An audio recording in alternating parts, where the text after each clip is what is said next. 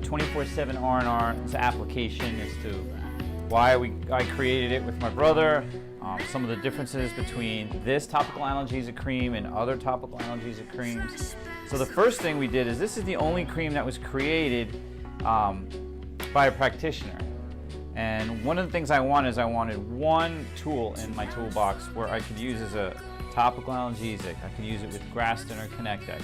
I can use it over kinesiotape. And then I can also sell it to the patient.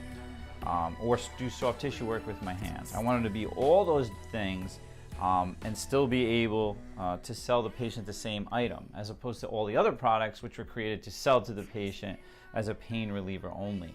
So we also added ingredients in there like picogenol, boswellia, glucosamine, MSM, B6, Ilex. All these items are to help with the recovery process, natural anti-inflammatories, etc. So the first thing is that this works really well with any of the instrument-assisted soft tissue techniques that you might use. So here we have UFC fighter James Vick volunteering. Thank you, sir. Not really volunteering. Actually getting treated, right? So we're gonna use our instrument connect soft tissue technique here. Connectex. So are you feeling this when you're throwing the arm, when you throw them fight? It's like from a wrestling underhook position. Underhook, okay. And them clamping down on the arm to like defend it. Yep. And it hurts your all and right in there. All right, good. Turn this with your palm up, and then I'm just gonna kind of have you almost like do a curl, like super slow. Good. Good. Yeah, right in there.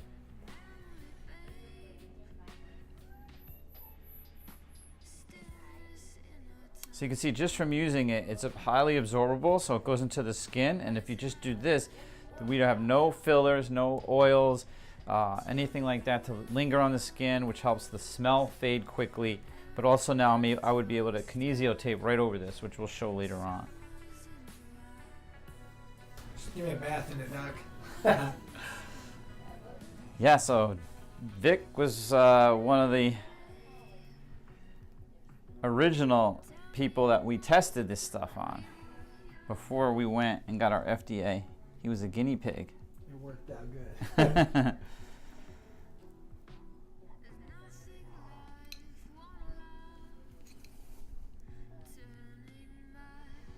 So we're going to work a little trigger point here with our tool and some 24/7 R&R.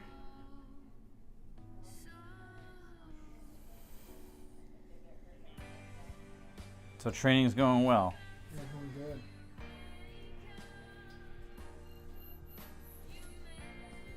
Make it hurt, doc. Make it hurt. You got it.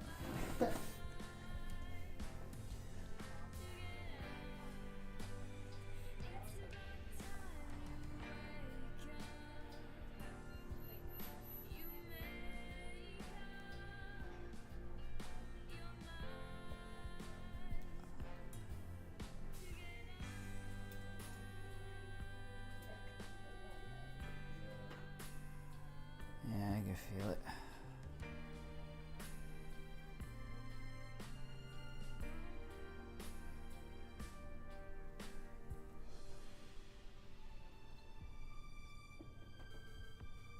Gonna do a little soft tissue work right here.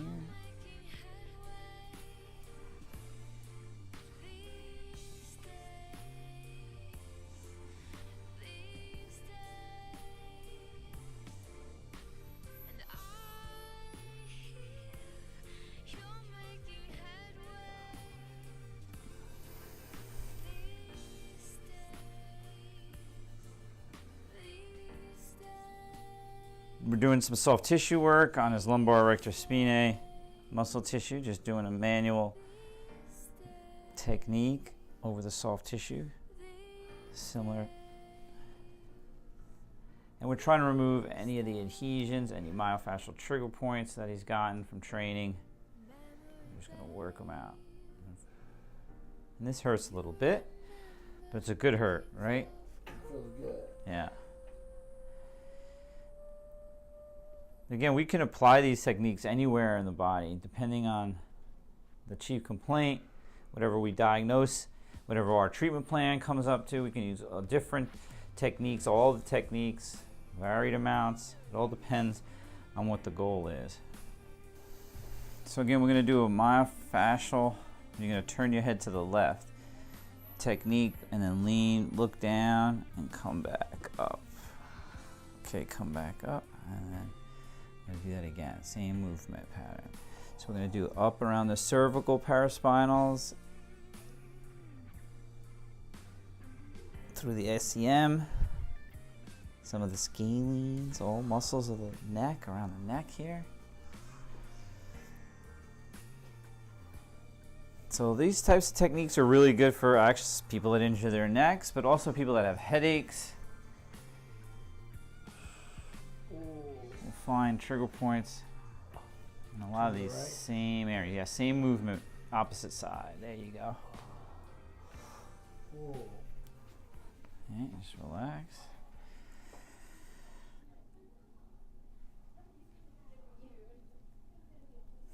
So I'm going to get a little help here, the hyper ice.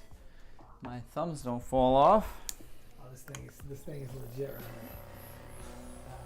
right now.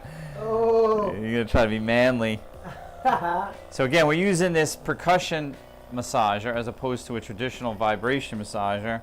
The way I'm using it is I'm on a trigger point, a knot in his muscle tissue, and I'm putting a little extra overpressure here to try to hit that trigger point and loosen up the soft tissue. A lot of athletes commonly have issues in the cervical spine, trapezius, especially all the combat athletes, jiu-jitsu, boxing, MMA, a lot of neck stuff going on. Wrestlers.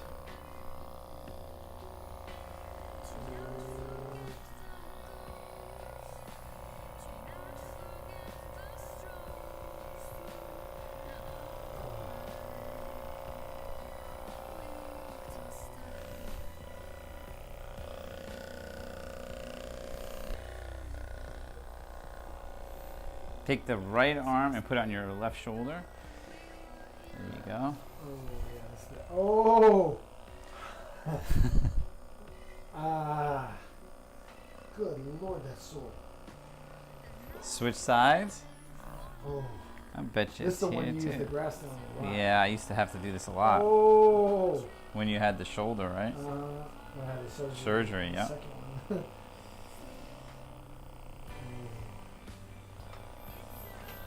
Training camp's going good though. Yeah, it is. How's the weight? It's getting there? It's getting there. It's getting there. That's always the biggest hurdle, right?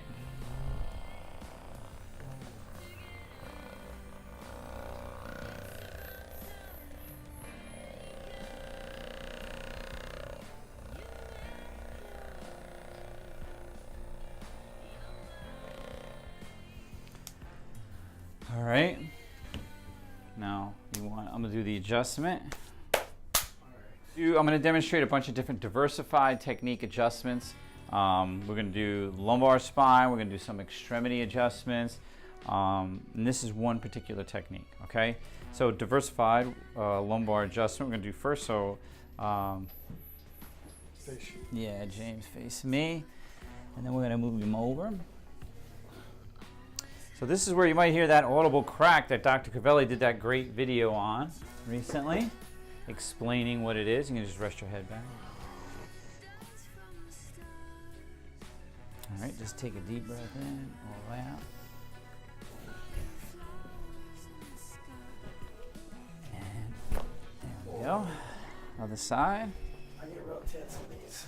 Yeah, but you did good. I know. Lumbars are hard to relax, and that too. Yeah.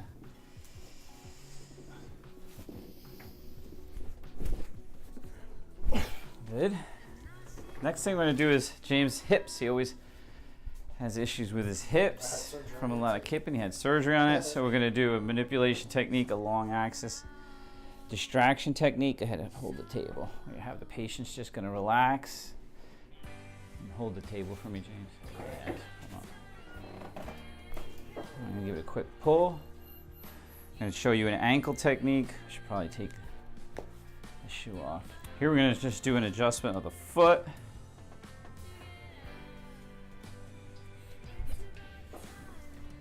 Same thing here.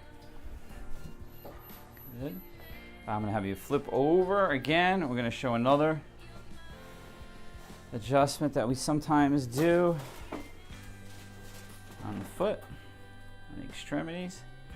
So working with athletes all my life, my career, you had to learn how to adjust the extremities. So it's really important. So now we're going to do a little bit more motion into James's hip on this side. You're going to come towards me. I'm going to put a little pressure down. And this is more of a mobilization, whereas the other one is a adjustment. So we're just kind of working through.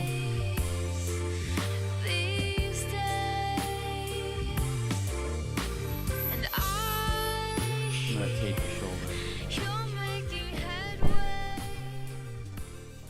One of the questions we get often at state conventions is, can you really use 24/7 R&R and then tape over it using kinesio or rock tape? So I'm going to demonstrate that you can do that. We're just going to rub some on his shoulder. So you see I'm just putting some on.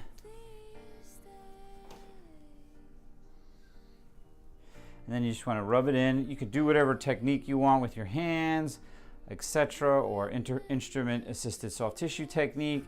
And then at the end of it, you just kind of want to, just want to rub it in as much as you can. Give it a sec. And then I'm going to show you that we can, in fact, use kinesiotape over it. In this case, rock tape. Palm up for me. Just palm up. There you go. Look straight ahead. Shoulders back. Good posture. Good. So I am taping